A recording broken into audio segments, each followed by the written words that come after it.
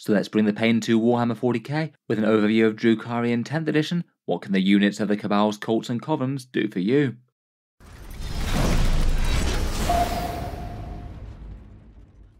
Hello and welcome back to Auspex Tactics, where today we're delving into the realms of the Dark City with an overview of the Drukhari in 10th edition and the strengths and weaknesses of the army on the tabletop, going through the index rule by rule. In the video we'll talk over their index rules, starting with their core power from pain and their Realspace Raid detachment, go through their allied rules and the main datasheet themes, each datasheet in the index and roughly how well it performs in game in my opinion, and finish up with one successful army list. Loads to talk about, so let's jump straight in. First, as an overview for general army strength, Drukhari maybe have had it a bit harder than most factions into 40k 10th edition. They do seem to be an index that has had a particularly rocky arrival in game. Certainly when the edition started, it was clear that the army was kind of underpowered compared with many of its peers, and the index also wasn't very well internally balanced, particularly melee units tended to be very bad. You generally have to build around lance spam for most competitive lists, and the core rules of the game aren't particularly kind to either the fly keyword or interactions of units with transports, being much more limited with both the 9th edition. Losing things like boosted invulnerable saves and very easy access to advance and charge didn't help them either. Between all that, before the first balanced data slate, they were perhaps one of the top 5 most struggling armies in the game, though not quite as bad as some like Death Guard and Leagues of Votan arguably. But unfortunately, unlike the more struggling armies, the balanced data slate didn't really seem to help them out all that much. They got a hefty nerf to their best unit in the Ravager, maybe not the worst for internal balance, but the other buffs didn't really make up for it. The points cuts they got throughout the rest of the index just don't really seem to have helped them turn the corner at all. This still seemed to be very heavy on the lance spam, and they're currently one of the weakest factions in the game in tournament performance, tending to win around about 43% of games at grand tournaments, and it seems that they have some credible claim to be perhaps the weakest army in the game at the moment. It's not really the easiest time to play Dark Eldar. Despite them being challenging to play at the moment, at least one person has won one major tournament since the balanced data slate, and even with a 43% win rate, that is better than they had before by a little bit. There's a little bit more scope for skilled players beating the stronger armies in the game. They aren't quite so astronomically behind the top dogs as they were previously, though it's still not great. I'm sure it's still not going to stop plenty of dedicated collectors putting their army on the tabletop though. There is a lot of satisfaction to bringing home the Grizzly trophies and the victories with a faction that is in theory struggling and surprising some opponents with some clever tricks. Getting into the meat of Index Drukhari though, and their faction rule is Power from Pain, a system of generating pain tokens and then sacrificing them for big buffs on the units. Realspace Raiders is their launch detachment, representing a combined raiding force, and it gives you a few extra pain tokens to start with if you bring certain HQs, and they have the standard 6 stratagems and 4 enhancements. Then we've got the Drukhari datasheets, 25 standard ones, plus the Tantalus from Forge World. The entire main line of the army, though it maybe is a bit unhelpful from Games Workshop at the moment that so many of these are out of production. Starting off with the core index rule though, and that is Power from Pain. This replaced the cycling through the phases bonus that they had in 9th edition, and it's a system of basically getting some big boosts to units declared at the start of the phase. You start off with a few pain tokens, and then throughout the game you might acquire more by destroying enemy units or battle shocking them. Most of the time I think it's just going to be plugged into extra raw damage when you need it most.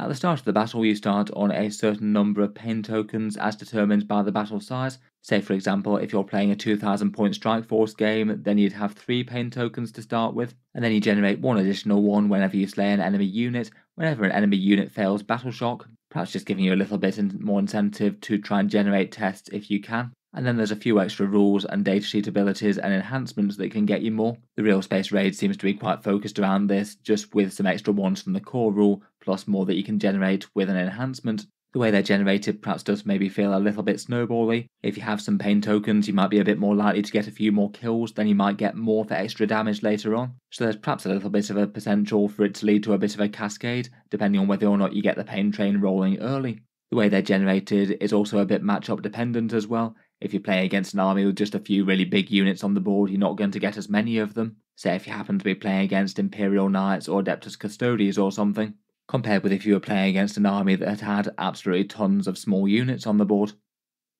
For spending the pain tokens, you use these to empower units, and you have to declare this at the start of the phase, so that does mean that you need a little bit of forethought with it, and you can't just say that halfway through a shooting phase you need to empower one of your units. as some of your other shooting has underperformed, for example. You can spend as many pain tokens as you like to empower as many units as you want, though obviously if you're a bit too frivolous with them, they are going to go away quite quickly. You can either expend them for movement buffs or shooting or fighting buffs. If you spend one in the movement phase, it'll allow you to reroll an advanced roll. This one feels perhaps a little bit underwhelming, particularly as you don't know whether or not the advanced roll is going to be short or not.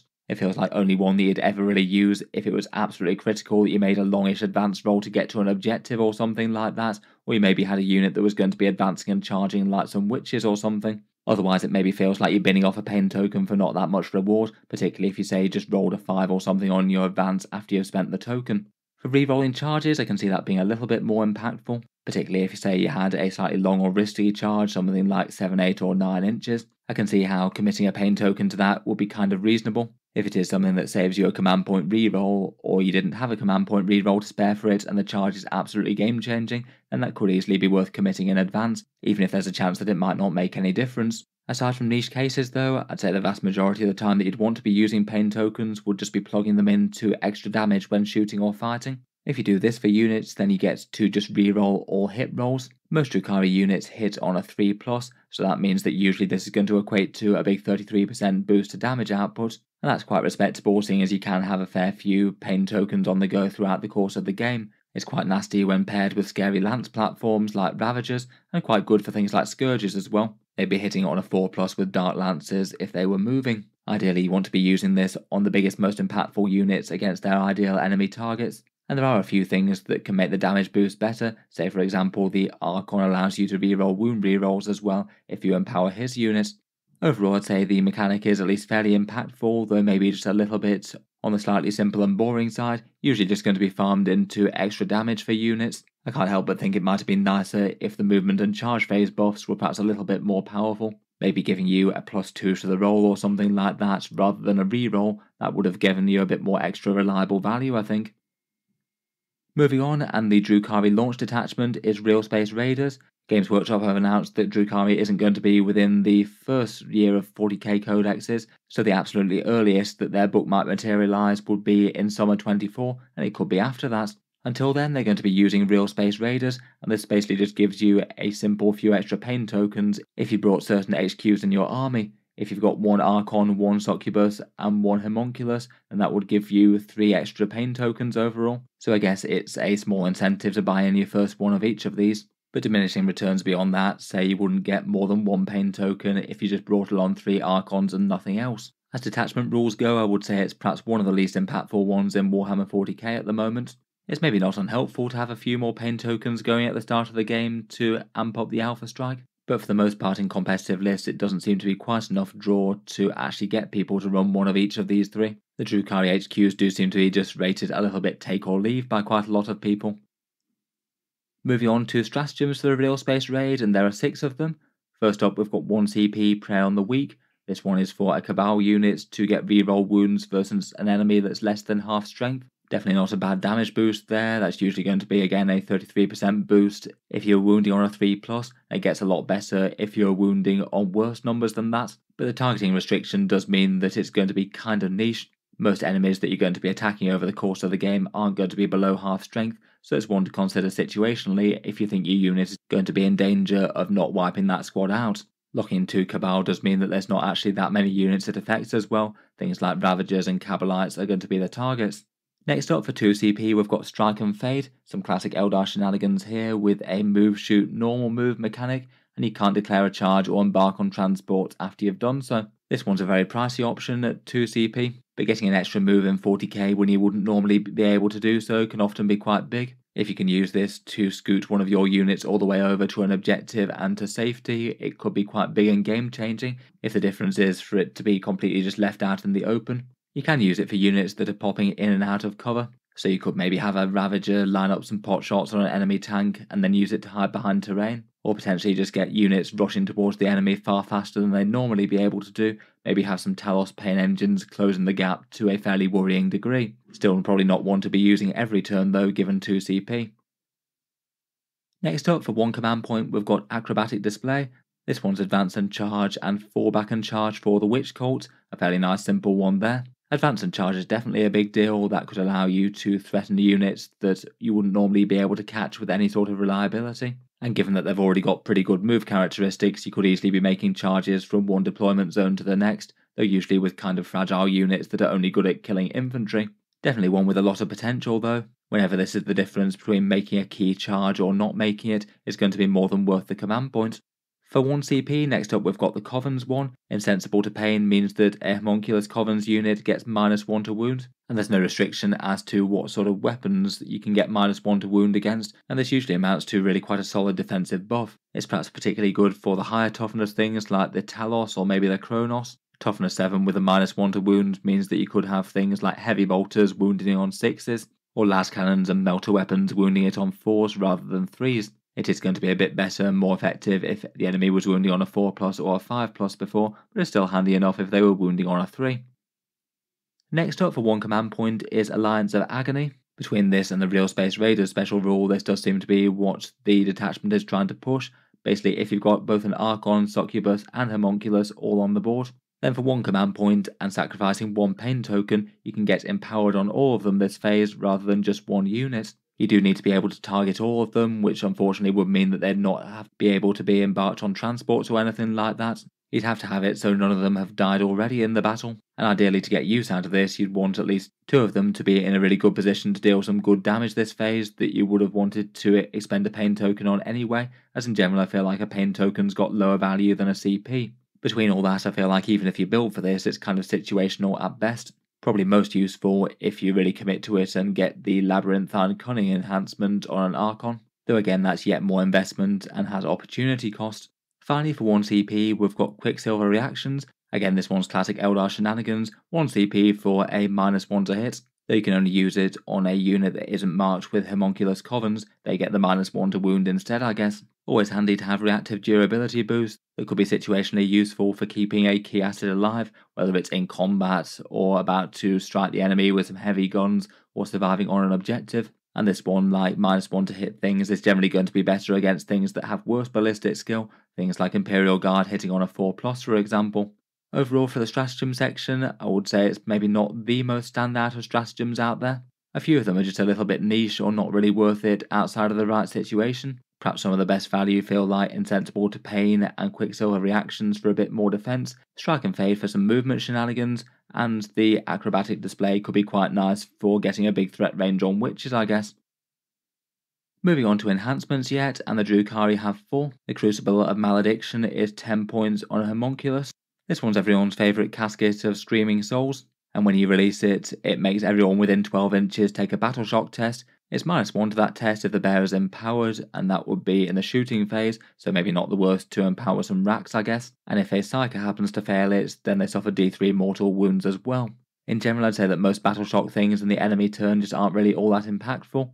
Failing Battle Shock tests aren't really going to matter from an in-game point of view very much, besides maybe some secondary objectives scored at the end of the turn, or perhaps some reactive defensive stratagems the opponent might want at this point. Probably the biggest deal for this one is just generating a few more pain tokens from failed Battle Shock tests with the opponent, and potentially you could be making quite a lot of tests happen within 12 inches if the Homunculus does jump out of a transport kind of far forward. The Homunculus themselves has a -1 to the test aura, so it does mean that they're quite likely to generate some actual fails. And I feel like given that this is only 10 points in addition to the Homunculus, it's reasonable enough to pick up just literally for trying to farm some more pain tokens. Some games it's probably not going to do anything, but some games it could be quite big, and if you happen to have matched up against Grey Knights or Thousand Suns once in a while, it could be genuinely quite painful for their psychic units. Next up, for 30 points, is Labyrinthine Cunning. This one's the Archon only one, and it's a command point farming ability that only works for the bearer's unit themselves. If you target that unit as the target of a stratagem, then on a 4+ you get 1 generated, and that happens automatically if the stratagem used was Alliance of Agony. So basically it's getting free uses of that if you happen to have a Homunculus and Succubus on the board, and they're also not in transports. I feel like perhaps the biggest issue with this one is that if the Archon and their Cavalite Warriors is on the board dealing damage to the enemy, they're probably just about to take a whole load of return damage after this and make further stratagem use maybe less worth it. Again, it can't be used in transports like most of the abilities, and if you're using anything besides Alliance of Agony, it's not like you even get a reliable command point back from it anyway. Overall for 30 points it maybe just doesn't seem the most exciting ever, it's a bit underwhelming compared with certain other factions' command point generating abilities which work on the entire board. Next, for 20 points, we have Blood Dancer, which is a succubus only one. This one gets you +1 attack and +1 AP to their melee weapons, or +2 to both if they're empowered. I feel like the extra AP really doesn't hurt for them. Good to get some nice attacks that will actually penetrate some good armor if you actually get the wound roll to land. Though it's not going to be the sort of trait that actually has the unit punching up well against things like vehicles or tougher targets for the most part. Perhaps their biggest issue is that usually they're just not going to wound the targets rather than fail to penetrate armor. I think overall I'd much rather have Lethal Hesperax on the board rather than a Succubus upgraded with this, and the two are roughly the same sort of points. Finally, for 25 points is the actually quite good reliable one. The Art of Pain is one that can be given to any of the generic Drukhari HQs, and this one's nice simple extra value, generating a pain token if the bearer is on the battlefield, and again that will basically mean not in a transport and not in reserves. Again, perhaps just a little bit frustrating that it's going to incentivize a character to maybe just be standing around on the board not doing very much and not getting killed, and the Drukhari characters are perhaps a little bit expensive for that, but for 25 points it feels like it's reasonable enough value. If over the course of the first 3 turns it does translate to 4 rerolls to hit for another 3 units, that's probably going to be enough damage to justify that cost, but just due to where you can practically field it, it's probably still not auto-include. Overall, out of the enhancements, I'd say that they aren't really standout things out of the detachment. Out of the two, I feel like the Crucible of Malediction just literally for 10 points isn't too bad to maybe farm a pain token or two just literally for 10 points. The Art of Pain for 25 points I think is kind of fine, though maybe just incentivizes you to use a character in a bit of a weird way, and Labyrinthine Cunning could be alright, but just feels like a bit of a hefty investment for the command points it's likely to generate you, and Alliance of Agony just feels like it's a bit of a faff to build around at the moment. Overall, for the Realspace raid, I would say it's probably not one of the things that is making people most excited to play Drukhari. A fair few of the stratagems are fairly usable, but both the enhancements and the detachment special rule just don't really feel like they're adding a whole load of interest or strength, really. I feel like it might not be impossible that Games Workshop gives them some sort of rules tweak on the main detachment rule like they did with Death Guard or Leagues of Votann to try and make it a bit more interesting. Otherwise, before we get into detachments, I thought it was perhaps worth just mentioning the Drukhari allied rules that you can field. Basically that you do have access to Corsairs and Harlequins in the lineup, and you can also run them as Inari if you'd like. First up, for allying in Outcasts and Performers, there's a section called Corsairs and Travelling Players in Index Eldari, and it basically says that you can include Harlequins or Anwraith units in the Drukhari army, up to a 1/4 of the battle size that's being played. That does give you the option of all of the Harlequin units, plus Corsair Void Reavers, Void Scarred, and Prince Iriel, expanding the Drukhari unit roster that they can draw from quite a bit. And bear in mind that these datasheets will be just a little bit flat less dangerous than they are in the Eldari army, where they get the battle host rerolls of a single hit roll and wound reroll every time they attack. That's something that won't translate over to the Drukhari forces with allies and things. Still though, I feel like the power of their datasheets is enough to maybe make them an interesting choice for the Drukhari, even if there maybe is a bit of an overlap with things that they already have on offer. Perhaps some of the most interesting choices for competitive play might be lone operatives like the Solitaire and the Death Jester. Lone operatives are just generally quite handy to have. They can do secondaries without getting shot, and both of those are quite dangerous in their own way, perhaps particularly the Solitaire rushing enemy positions and taking down a bunch of stuff with a vast amount of attacks. Otherwise, the Void Reaver could be another skimmer gun platform for you, though maybe not enormously stand out versus the Drukhari Lance things. I feel like the Harlequin troops, Skyweavers, and the Corsair foot units all feel usable, but again just don't really feel like they're giving you much more extra power compared with standard Drukhari. I certainly wouldn't consider them auto-include. On the flip side, if you want to use Drukhari as allies, then you can run them as 1/2 of an Eldari army if you choose to run them as Inari and take Ivrain as the Warlord. In Inari competitive lists, Drukhari definitely gets some play, perhaps in particular the scary lance platforms like Ravagers and things, as these will get the battle host rerolls if you include them in an Inari detachment. If you do happen to have a fairly big allied force, this is definitely one way that you could run a force that is basically half Drukhari, plus Ivrain, and then the rest made up of Harlequins or regular Eldar units. Realistically, this would be a strong way to run the faction at the moment, even if on paper they are Inari rather than Drukhari, and you can only take half the list as true Drukhari units, and no Covens allowed. Beyond allies and things then, we get into the actual Drukhari datasheets. Their index certainly isn't a huge one, and I think they are waiting at the moment for Games Workshop to get round to updating a bunch of things to plastic kits. Things like some grotesques, mandrakes, and beastmasters would really quite like to have their out-of-production fine-cast models come back in the form of a plastic kit that's actually fit for purpose. For organisation within the army, there's 3 battle line units, Cavalite Warriors, Witches, and Racks. You could take up to 6 units of them, but for me I'm just a little bit unconvinced as to whether or not you'd ever really want to go above 3. Unless you're running some sort of themed and fluffy list down one of the aspects of the Dark City, I feel like they're units that you'd want to have some of for being in raiders or going on objectives and things, but probably just not absolutely spam for days. The army is also broadly quite divided into 3 minor themes as well, the Cabals, the Cults and the Covens. And it's perhaps a bit unhelpful that it does mean that the majority of stratagems in the index can't be used on the majority of units in the index due to not having the right keyword. Quite a lot of units in the index don't have any of the 3 keywords as well. The thing is formally considered as blades for hire such as mandrakes or scourges for example, or the generic transports like raiders or venoms even if they do have the appropriate keyworded unit transported within, or the planes like the Void Raven bomber.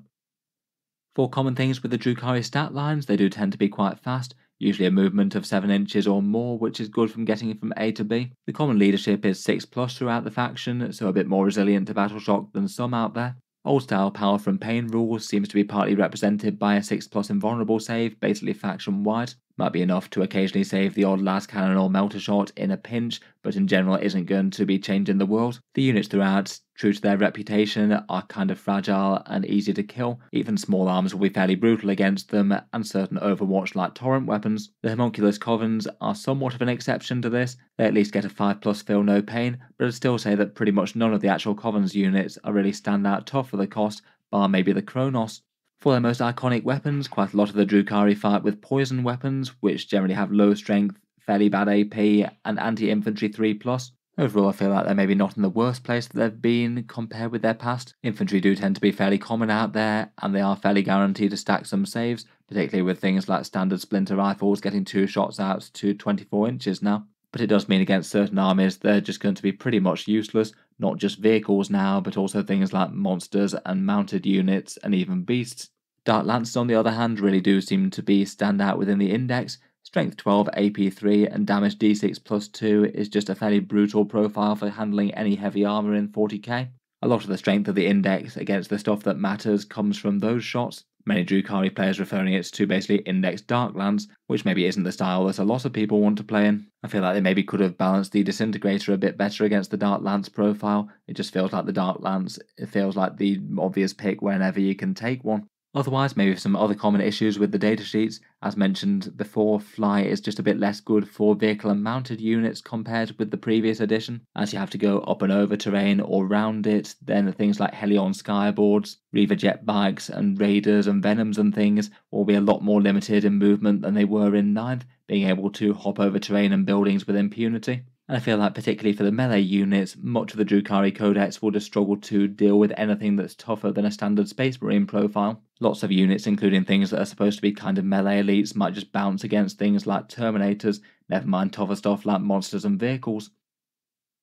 Let's get into the units properly though, and go through each datasheet, a few strengths and weaknesses, and roughly how I'd see it fitting into the army in game at the moment. Cavalite Warriors I think are pretty playable, with 10 models for 110 points. The basic foot troops of the army at Toughness 3, a 4+ save and a 6+ invulnerable. Fairly fast and hitting fairly hard between all of their special weapons and things, though still not really very tough for the cost whatsoever. At least they have objective control too though, for if their raider gets destroyed or if they jump out on an objective, they should have a few more points to deny the enemy and make it theirs.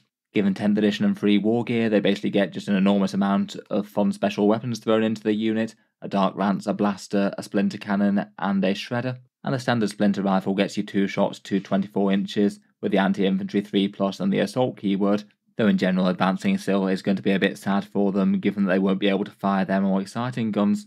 Otherwise the Blaster's kind of helpful with a strength 8, d6+1 damage shot, and Shredders are a fairly nice punchy flamer with a strength 6, AP 0 and damage 1, and quite a big 18-inch range to help deal with hordes.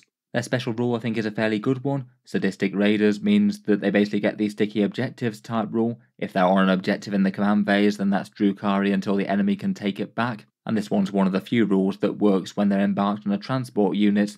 I think it makes it a pretty good idea to have a raider with these guys in tagging the home objective right from turn 1. That adds a little bit more defense on that one, then they can go off to skirmish somewhere over the midfield. You can also split the units by using venoms as well to divide the squad in half, which can make you some small objective grabbing units with that special rule. I feel like they're a pretty reasonable place to have an Archon with the big reroll wound rolls pain token upgrade that he can bring. And in general, out of the 3 main battle line choices, I'd probably rank these the strongest, tending to be fairly popular in competitive lists versus the witches and the racks for the most part. Quite literally, speaking of which, your standard squad of witches comes in 10 models for 90 points, more fragile than the Kabbalite warriors with only a 6+ invulnerable save to protect them unless they're in combat when it goes up to a 4+, and they're a fast moving melee unit with an 8-inch move, and hitting combat with a flurry of low strength attacks. They get 3 attacks each at strength 3, AP 1 and damage 1.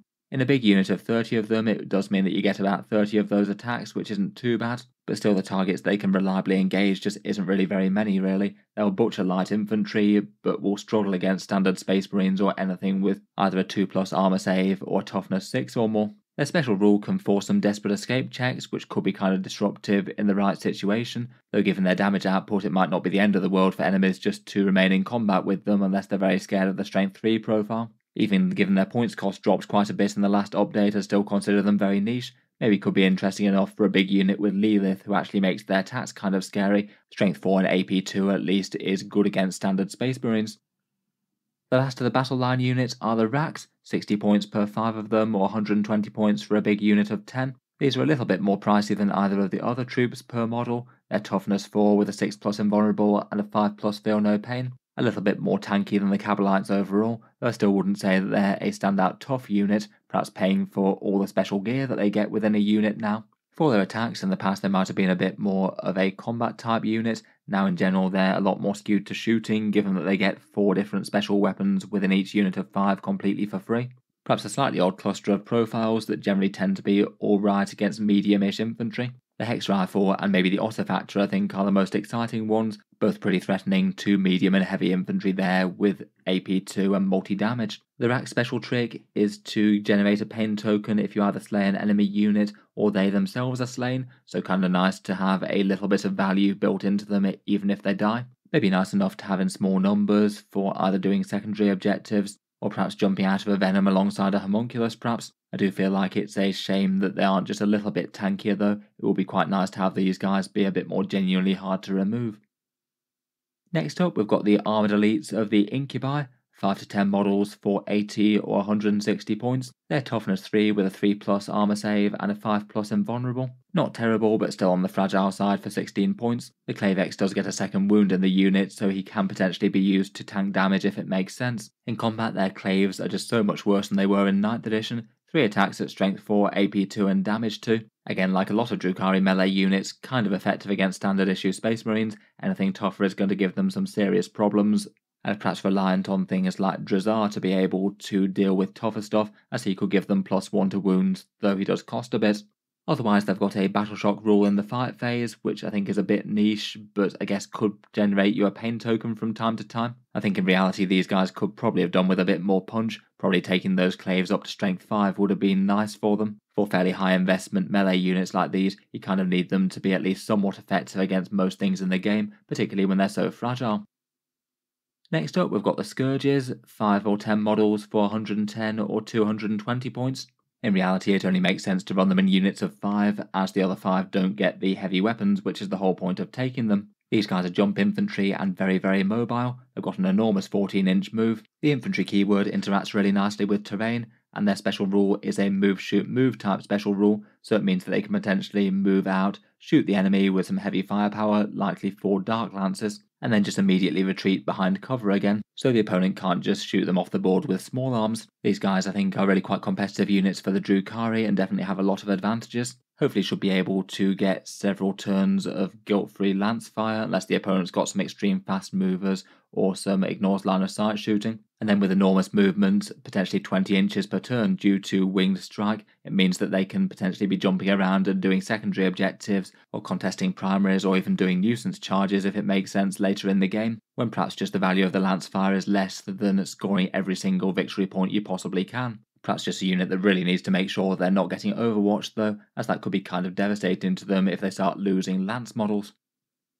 Another one of the more standout Drukhari units are the Mandrakes, 5 models for 65 points. I wouldn't really bother upgrading to 10. As Drukhari go, they're not too bad on the defensive front, only a 5+ invulnerable save, but they do get stealth at least, and they're not as expensive as some at just 13 points per model. But still, volume fire in any great numbers is going to kill them quite quickly. Their Bale Blasts are likely to chip off a bit of damage against anything that they fire at, seeing as they've got devastating wounds, so they should punch maybe 1 or 2 wound rolls through what they target, and are okay against infantry, and then they've got a bunch of strength 5 attacks in melee that could deal with lighter stuff. For why they're taken though in reality, these guys are certainly the secondary objective unit of choice. They get to infiltrate, so that can be really quite powerful in the early game to have some screening units out there, or maybe some presence on the primaries if you need them. And then they've got a rather excellent fade away type rule, which means that at the end of the opponent's turn they can return to reserve and basically come back essentially via deep strike pretty much at the end of your next movement phase in the reinforcement step. It means that you can have units of these jumping around the board doing secondaries like getting into the corners of the board or potentially the opponent's deployment zone.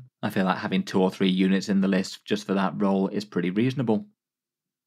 Next up, we've got the Grotesques, 105 points for 3 or 210 for 6. These guys in theory are supposed to be the muscle of the Homunculus Covens, though I feel like with their given profile at the moment, they're just not entirely exciting with either defense or attack. On the toughness front, they are T5, a 6+ save with a 5+ feel no pain and a 6+ invulnerable. I guess at least somewhat resilient to small arms, and against bolters using the -1 to wound stratagem could be kind of big.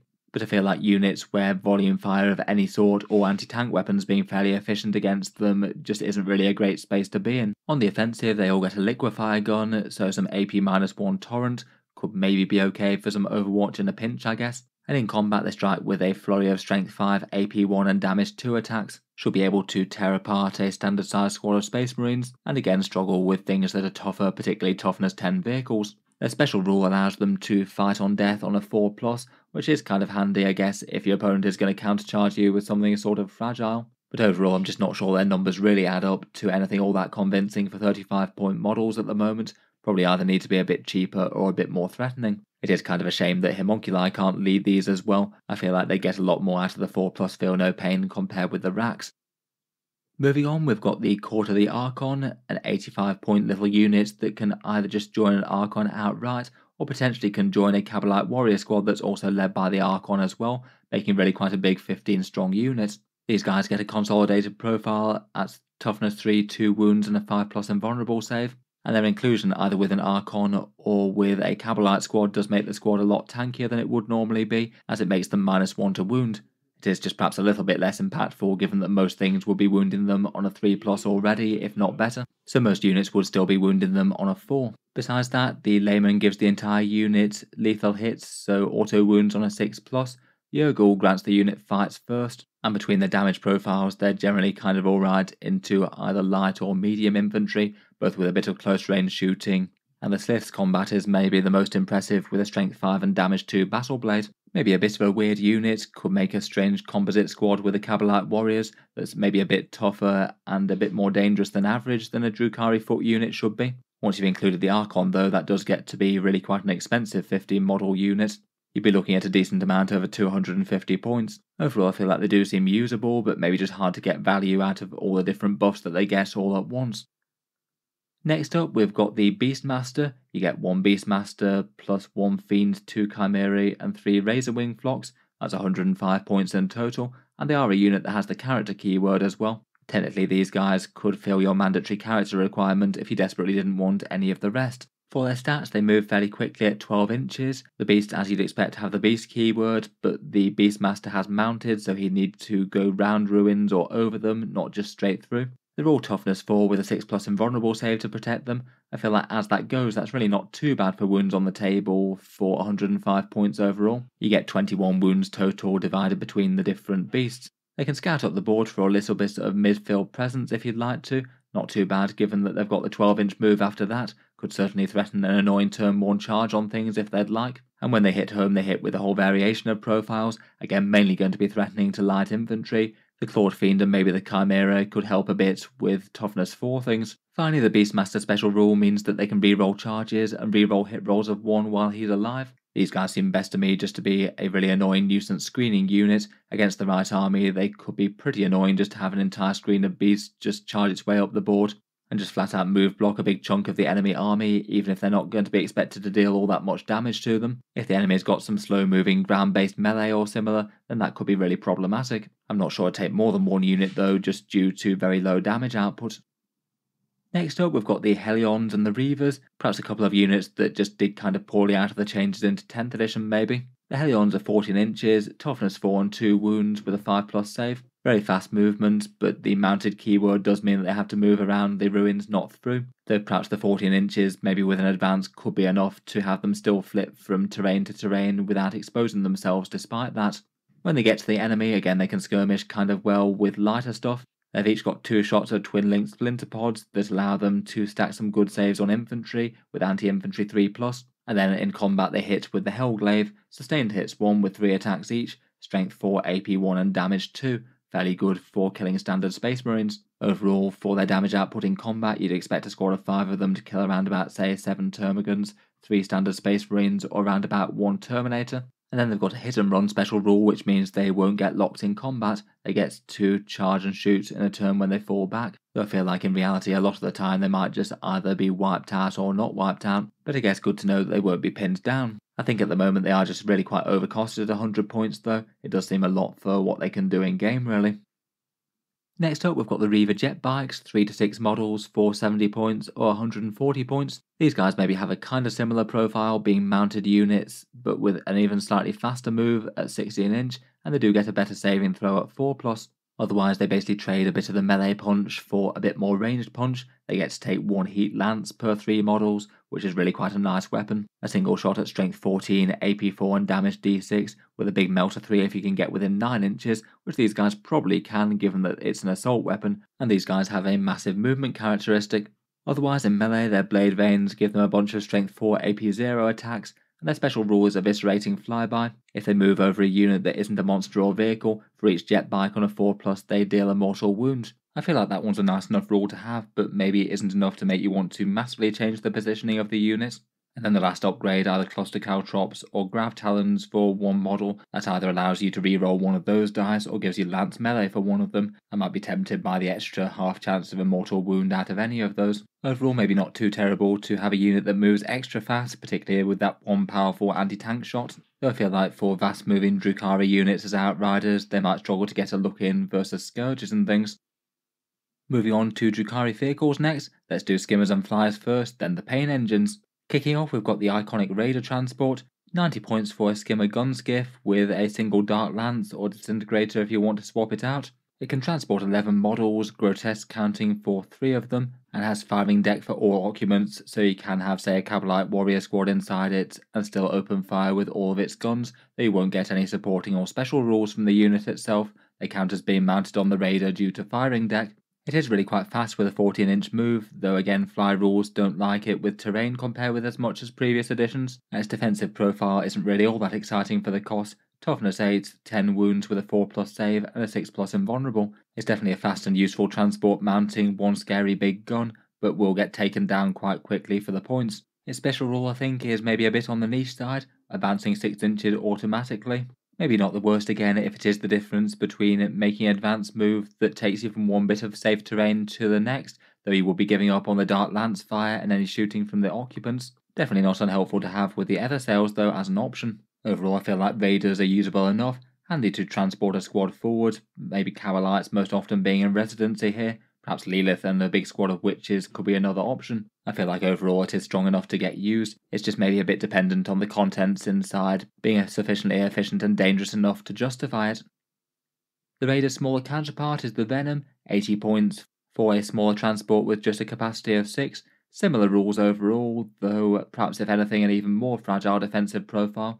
Only 6 wounds for the cost, only toughness 6, though it does at least get stealth. For its weaponry it gets 2 splinter cannons, which will be better against medium infantry, but overall maybe not quite bringing quite as much value to the table as the big lance hits. And it's got a couple of helpful special abilities, allowing you to jump back Drukhari infantry units into the transport at the end of the fight phase, which could give you some pretty nice transport shenanigans for moving off again, or potentially keeping your own units safe. And you can use it to split one of the 10 strong squads in half, so maybe a squad of 5 Cabalite warriors, with another 5 of them holding a home field objective or going in another venom. Turning them into small nuisance units does seem handy enough. Again, with this profile, I feel like it's solid enough to be usable, really just very dependent on how strong the stuff that goes in the transport is.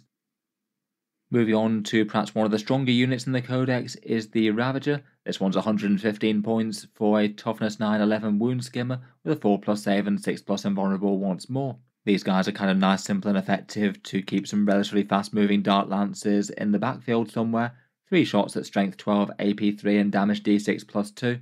And given that quite a lot of the rest of the codex just isn't very effective against vehicles or monsters, they tend to be fielded in that configuration over disintegrators or anything. Its special rule allows you to reroll ones to hit if the enemy unit is at its starting strength or is a single vehicle undamaged. And with that rule in effect, on average you get around about 7 wounds to a toughness 10, 3+ save vehicle. That'd drop off a little bit if you either had cover or an invulnerable save or something. Overall nice and simple and effective, and helps to give the Drukhari army a lot more teeth against tanks. Most competitive lists seem to run these in multiples.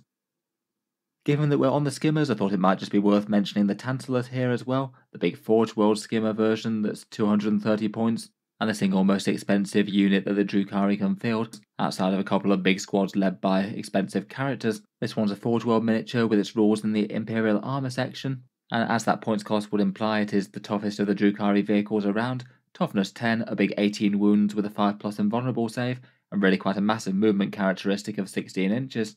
It mainly functions as a transport with really quite a big capacity. You can fit 16 models inside it, so you could potentially have an entire Court of the Archon plus a Cabalite squad. And in terms of damage, it's got some pulse disintegrators, a nice generalist profile with 12 shots at strength 10, AP 2 and damage 2, should at least be fairly effective against most things, and it can fire that if it advances as well. When it has done delivering things into melee, it potentially can cause a bit more damage in combat. The big scythe blades actually have some okay melee damage that could be alright against Space Marines and the like, plus it gets a few mortal wound impact hits due to its scything charge special rule. Overall for the points cost, it definitely doesn't look unplayable. Though I feel like neither its toughness nor its damage is particularly stand out for the cost. You definitely need to get good value out of the big transport capacity alongside all that. I can't say I've seen this being run in competitive lists all that much. The big profile could be a bit of a disadvantage as well. It might be a bit harder to hide compared with Raiders or Venoms.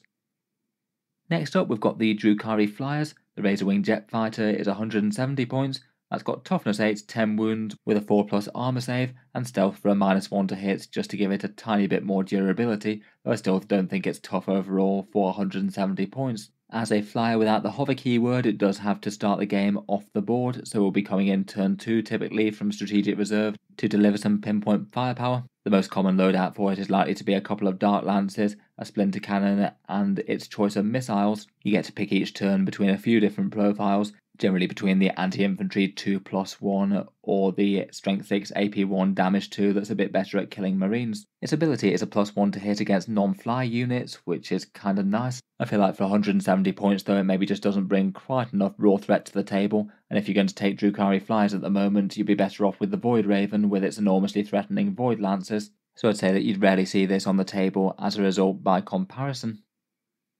The Void Raven though is a bit more expensive at 195 points, has some slightly upgraded stats with 12 wounds and toughness 9, which may be enough to compensate it for the points changed there. The biggest difference though is that it just comes with a lot more loaded scary lance shots. It gets 2 Void Lances with 2 attacks each at strength 14, AP 4 and a big damage d6 +2. Basically dart lances on steroids, and the AP -4 can be very relevant against enemy vehicles and tough units in cover. It also gets the missiles built in for free as a little bit of help against some lighter targets, one that's good against Terminators and one that's good against Hordes. Otherwise, it does have its Void Mine attack, one bomb that can potentially drop over the enemies, though I'd see this as massively as a secondary thing compared with the main lance attacks. It's only a 4+ chance for d6 mortal wounds in the first place, which isn't all that, plus given the locked flight path that this thing has to fly in, enemy units could just move out the way of that if they care. The main draw to it, I think, is the big lance shooting. Overall, I would rate this one as one of the stronger Drukhari units, quite nice as a big beta strike threat, turn up on turn 2 and lay waste to some enemy armour with those enormous anti-tank shots. Pain engines next, and the Talos are 90 points per model, and you can take 1 or 2 in the unit. The durability I think is okay, but maybe not crazily standout.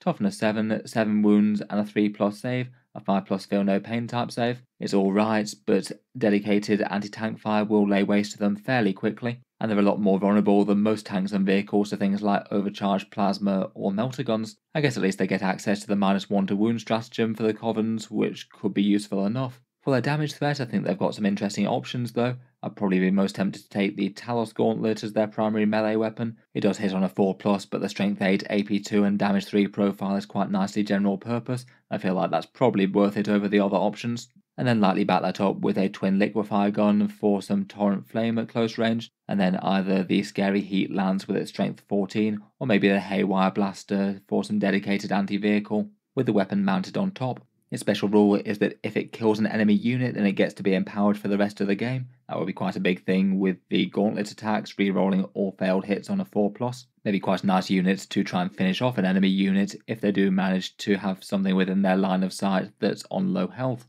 Overall, I feel like they're usable enough to have on the battle line, though maybe a tiny points cut could help just to make them a little bit more efficient, and let the opponents have the level of terror for them that they deserve. Out of the two, I feel like perhaps the tough and less threatening Kronos is actually the more efficient unit. 50 points for 1 pain engine, or 100 points for 2. These guys basically have the same defensive profile as the Talos, which means they flip from being kind of okay durability to genuinely stand out good. It's rare to get that many wounds with a fairly good save, good toughness, and so much feel no pain, and all for just 50 points. For its weapons, it's got some good things for bullying medium infantry, a Spirit Siphon that gives you some torrent attacks at strength 5 AP 1, a Spirit Vortex that gives you some blast attacks at that same profile, and in combat it's got a bunch of strength 5 AP 0 attacks. It's not going to threaten any enemy heavy hitters, but I feel like having these on the board is just going to amuse their firepower by more than they really cost, and as they go along they can make your pain tokens a lot more efficient. If you empower a unit that's within 9 inches of them, then on a 4+ you just generate a pain token back once more.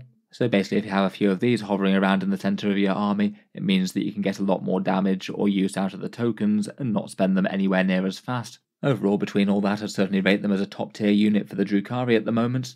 I'd at least take a couple of them, and I think it really wouldn't be the worst idea in the world to spam them quite hard. They definitely don't have a ton of threats, but just given that they're so durable, you can make them the opponent's problem by just marching them up the board, and they can skirmish kind of well with enemy lighter infantry. Finally, we get on to the Drukhari HQs and characters, and starting off we have the Archon, 75 points, and he can lead the court of the Archon, the Kabbalite warriors, though weirdly no incubi, as they're sort of the traditional bodyguards for them in the lore. He's toughness 3 with 4 wounds, and he gets his Shadow Field type save. As with the last edition, that's the kind of all or nothing mechanic where you repeatedly roll invulnerable saves 1 by 1. If you keep on passing the 2+, then he keeps on living. The first time you fail one, you can't command point reroll it, and the Shadow Field goes away. Can certainly quite often just fail straight out, but means the opponent might struggle to actually take him out with just a few really powerful attacks, and volume fire is generally a lot better for dealing with him. Otherwise, he's got a damage 2 power weapon called a Husk Blade with anti-infantry 3+. Hitting on 2s, that is enough to be chewing through a fair few Space Marines in a round of combat, plus a blast pistol for some close range strength 8. I think that both of his special rules are fairly nice as well. His Overlord ability is quite nice with even just a standard squad of Kabbalite warriors. It allows you to reroll wound rolls of 1, and if the unit's empowered then they get to reroll all wound rolls, so 4 hits and 4 wound rerolls even on the smattering of Kabbalite guns is pretty nasty. Kind of frustrating that you can't use that from within a raider though, given that it's a unit ability and the firing deck counts as being guns fired from the raider. Otherwise, the Devious Mastermind special rule means that he gets to ruin 1 enemy battle tactic stratagem, maybe making the command point reroll cost 2 CP, and other armies might have some very good targets for it, say Armour of Contempt or others. Between all that, plus the pain token that he gets you in Realspace Raids, he does seem to still be the single most popular HQ in competitive Drukhari lists, the majority of lists choosing to take one. I feel like the Pain token plus Devious Mastermind just gives you a lot of benefits that aren't really tied to his model at all, and then that Overlord ability plus his own personal melee threat maybe make up enough of the rest of the cost for him to be worth it. I think you could argue that he's probably one of the best of a slightly underwhelming bunch though. The Drukhari HQs do seem to be a little bit on the overcosted side for what they do for the most part.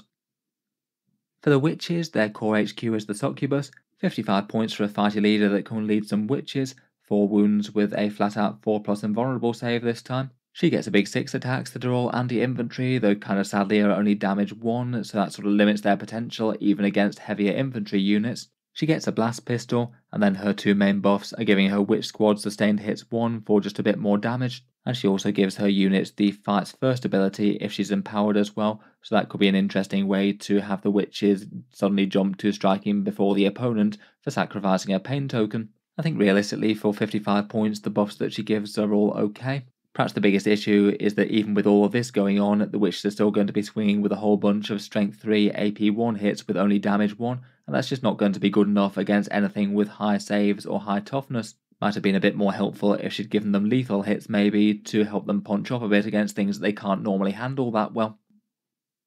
Next up, the Homunculus is 60 points. He can only lead racks, and again it might have been nice if he could attach to grotesques, as I feel like his abilities would have gone a bit further there. His base stat line is a bit tankier than the other two, getting toughness 4, 5 wounds and a 5+ feel no pain, though he does only have a 6+ invulnerable.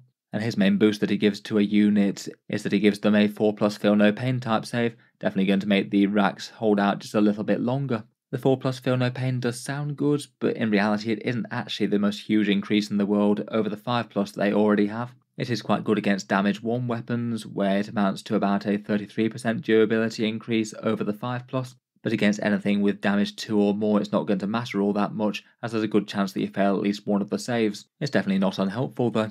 Otherwise, his melee profile gives you a fair few precision attacks. His homunculus tools are actually reasonably punchy, hitting on a 2 with 5 attacks with anti-infantry 2+ and a damage of D3. Kind of weird that he's actually a bit more fighty in combat compared with the Witch Succubus, at least against things like say Terminators or standard Space Marines. And he also has a Stinger pistol. All of these attacks are precision, so there's at least a reasonable chance that he could genuinely assassinate something like a support character. He is likely to stack a bunch of wounds at AP 1 and damage D3 if he does manage to get his tender embraces on an infantry one. Finally, he has the Fear Incarnate special rule, which means that if you're within 6 inches of him, then you subtract 1 from battle shock or leadership tests.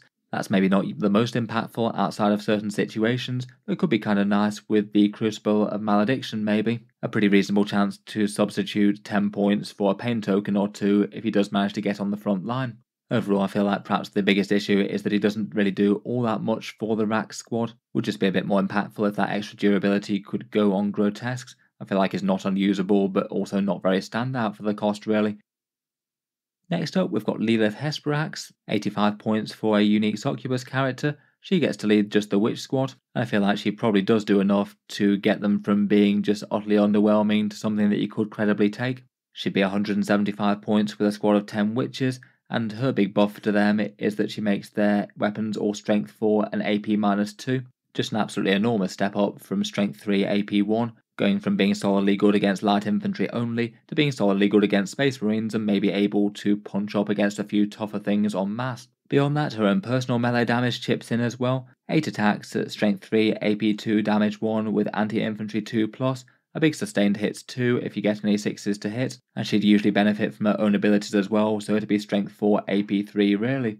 Once per game she can boost that up to a big 12 attacks with that profile, which she'll be able to go through entire units of light infantry just by herself, never mind the witches that she's leading. Just with her own damage output, never mind the rest, she kills around about 8 Termagants, 3 Space Marines, or 4 wounds to standard Terminators, and that's even just with the 8 attack profile, not with a 12 attack. She also gives the unit Fights First, which is no small thing in itself, definitely helpful for defending against melee armies if they don't have things to shoot the witches. And she also gets an invulnerable save of 3+ on the turn when she goes for her 12 attacks boost.